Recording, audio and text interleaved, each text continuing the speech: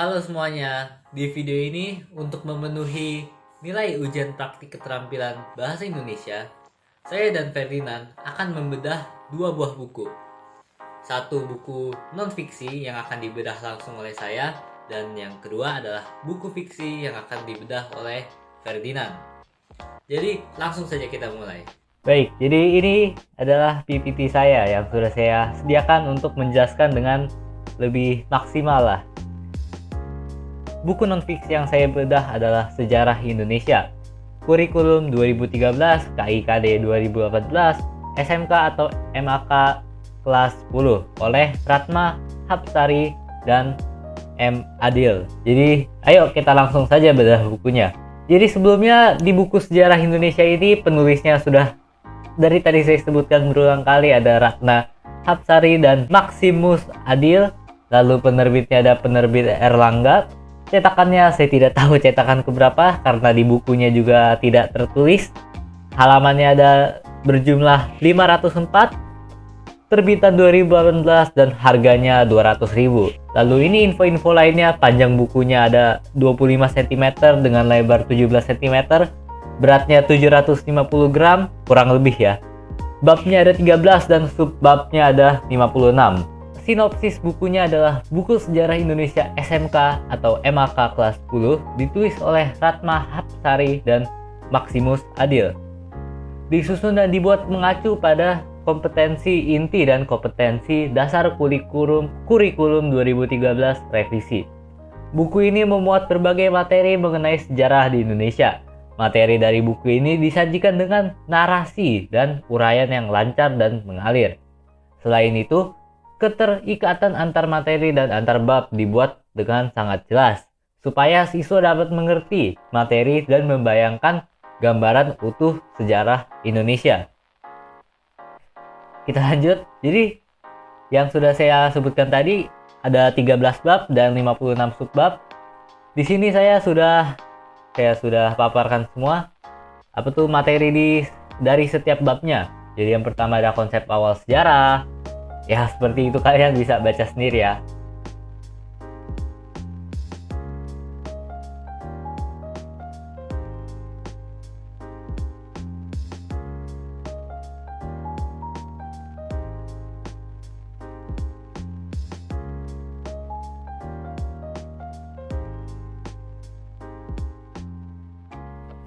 Jadi ini semua bab-bab yang ada di dalam buku Sejarah Indonesia ini.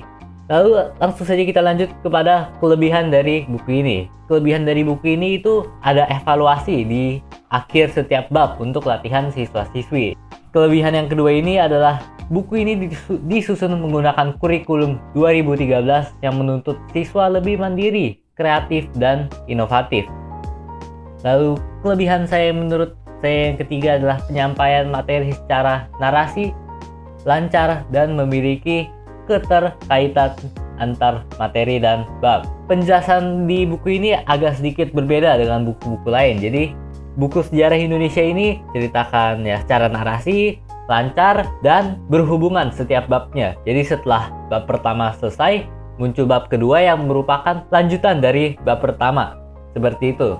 Kelebihan yang keempat menurut saya adalah menanamkan karakter baik pada siswa seperti nasionalisme, patriotisme, toleransi, tanggung jawab, dan lain-lain. Jadi di buku ini bukan hanya menjelaskan materi-materinya, bukan cuma menceritakan apa yang terjadi, tapi menanamkan atau bisa dibilang mengajarkan kepada kita untuk lebih mencintai bangsa Indonesia, mencintai negara ini. Lalu kelebihan yang kelima adalah tata letak gambar dan penggunaan bold atau fitur lainnya yang memperjelas materi. Lalu kelebihan yang terakhir menurut saya adalah penyampaian secara narasi yang membuat buku menjadi lebih menarik dan berbeda. Lalu kita lanjut kepada kekurangannya. Jadi kekurangan yang pertama, sayang sekali walaupun ada soal pertanyaan atau evaluasi di tiap babnya, soal evaluasi ini bukan soal hot. Jadi mudah dicari di materi sebelumnya, di bab sebelumnya tinggal kalian cari aja. Jadi tidak perlu berpikir, tinggal cari kata yang sama, tinggal jawab. Seperti itu. Jadi itu kekurangannya yang pertama. Lalu kekurangan yang kedua adalah harga buku terbilang cukup mahal untuk buku pelajaran. Lalu yang kekurangan ketiga adalah ada beberapa informasi yang tidak dimasukkan, sehingga membuat materi yang disampaikan secara narasi dapat menimbulkan kebingungan atau kesalahpahaman. Kekurangan yang keempat adalah penyampaian materi secara narasi membuat pengelompokan beberapa informasi tidak serempak atau sama, atau bisa membuat orang yang tidak terbiasa dengan buku seperti ini bingung mempelajarinya. Lalu kekurangan yang terakhir menurut saya adalah sayang sekali, walaupun ada fitur-fitur bold dan lainnya, ada beberapa kata-kata dan istilah sulit di dalam buku ini yang tidak diberikan penjelasan lebih atau arti, pengertian gitu. Ya, mungkin kritik dan sarannya sekarang. Jadi, kritik dan saran ini saya dasarkan dari kelebihan dan kekurangan yang saya katakan sebelumnya ya. Jadi latihan soal yang ada dibuat menjadi soal hot atau dikembangkan lah biar murid berpikir bukan cuma mencari. Lalu yang kedua adalah memasukkan beberapa informasi detail yang membuat penyampaian secara narasi bisa terlaksana dengan baik. Jadi yang bolong-bolong ini materinya dimasukkanlah beberapa informasi detail atau yang pendukung lah supaya lebih jelas gitu. Kritik dan saran yang ketiga adalah menjelaskan beberapa kata-kata atau istilah sulit yang berada di dalam buku. Ya mudah lah, seperti banyak kan novel yang sekarang kata sulit di atas, terus di bagian bawahnya ada penjelasannya. Nah, mungkin jika seperti itu akan lebih jelas, lebih bagus bukunya. Lalu ada satu, tata letak teks diperbaiki karena terkesan boros kertas. Jadi di dalam buku ini itu sayangnya gambar dan teks peletakannya kurang ya. Jadi banyak sekali space kosong yang gak ada isinya. Lalu kritik dan saran saya yang terakhir adalah materi yang disampaikan lebih detail seperti di poin kedua karena terkesan dipaksakan muat di satu bab. Jadi ada beberapa subbab yang menurut saya terlalu dikompres. Apa itu?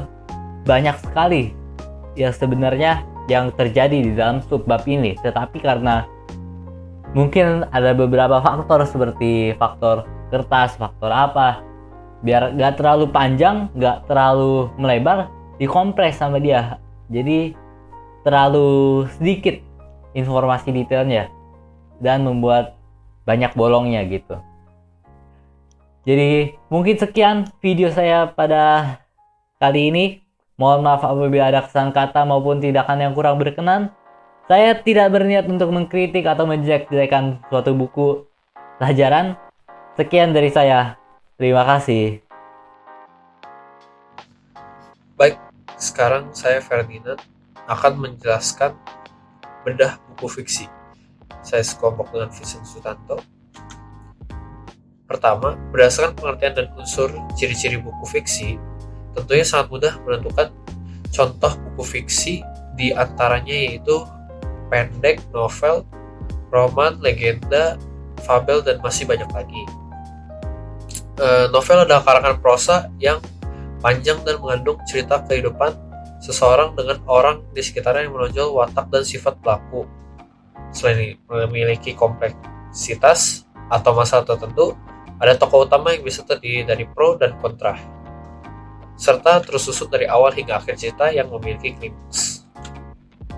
Buku yang dibedah adalah buku novel, judulnya Ubur-ubur Lembur, penerbitnya Gegas Media, tahun terbit 2018, lebar dan panjang halaman adalah 13 x 30 cm, tebal halaman 231 halaman, penulisnya adalah Raditya Dika. Sinopsisnya, Ubur-ubur Lembur merupakan buku ciptaan Raditya Dika yang dimana Ubur-ubur Lembur terbagi menjadi 14 cerita yang dimulai dengan 2 orang yang berubah dan diakhiri dengan handalan. Akhirnya ceritanya bercerita tentang si Ubur-ubur Lembur lah ya. Lewat karya kali ini bercerita mengenai semua proses dalam hidupnya hingga ia di posisi saat ini. Buku ini berkisah bagaimana menjadi diri sendiri dan proses panjang di dalamnya. Bagaimana hidup berjalan itu tidak semudah membalikkan telapak tangan. Ada masa-masa kamu kena bully, ada masa-masa kamu patah hati. Ada masa-masa kamu kikuk terhadap kondisi tertentu dan tidak percaya diri. Dan ada masa-masa kamu harus memutuskan apa yang kamu mau dalam hidup ini.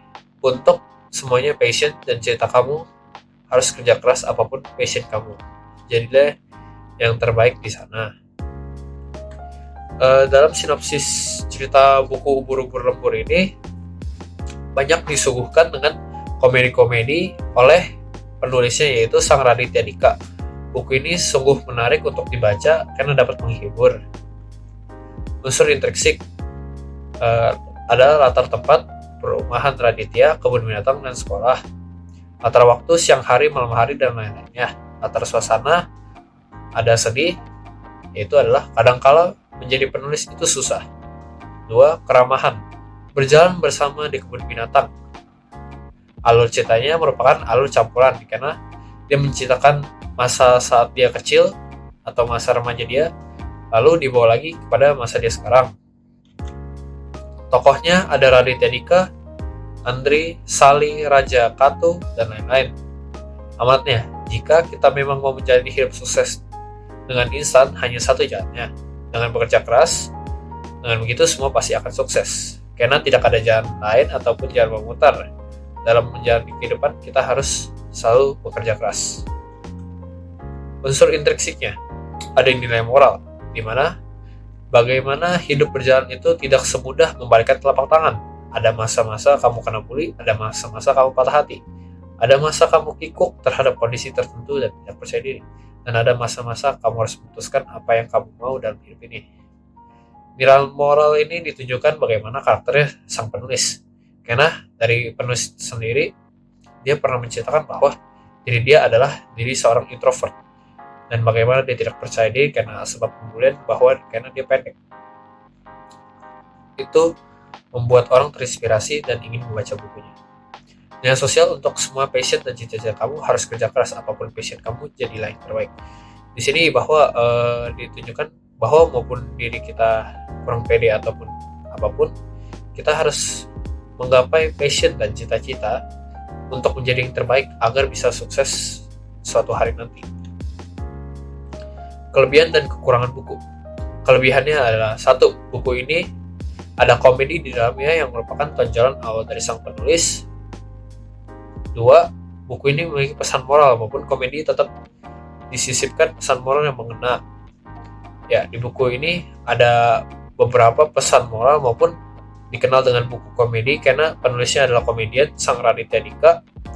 Buku ini tetap memberikan moral-moral ataupun pesan yang membuat orang kita berpikir bahwa harusnya seperti ini jalannya. 3. Penceritaan membuat kita bisa bervisualisasi dengan gambaran buku yang di dalam novel tersebut. Dengan bagaimana buku yang disuguhkan oleh Raditya Dika, di dalamnya terdapat ada beberapa gambar-gambar yang menarik untuk dilihat yang membuat kita bisa bervisualisasi apa yang sedang terjadi sebenarnya di keadaan tersebut. Buku ini baik untuk motivasi orang yang bekerja keras. Ya, karena dari cerita awal dia mengisahkan tentang bagaimana kisah dia berjalan hidup dia pada saat kecil maupun dia mengejar cewek ataupun yang lain. Itu merupakan hasil bagaimana dia berusaha untuk bekerja keras dan hingga akhir bukunya pun Ubur-ubur lembur itu menjadi sebuah judulnya. Kekurangannya, maupun ini buku novel, ada komedi dan pesan moral, buku ini belum tentu cocok untuk semua umur.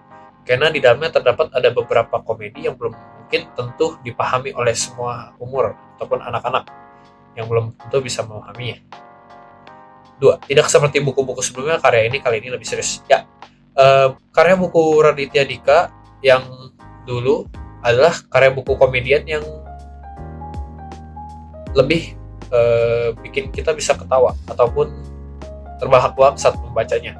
Tapi buku yang kali ini lebih serius karena untuk membawa kita ke dalam bagaimana kisah hidupnya dia dalam bekerja keras. Sekian dan terima kasih. Itulah pembedahan buku fiksi dan buku non-fiksi. Saya dan Vincent pamit. Sekian dan terima kasih, Kan.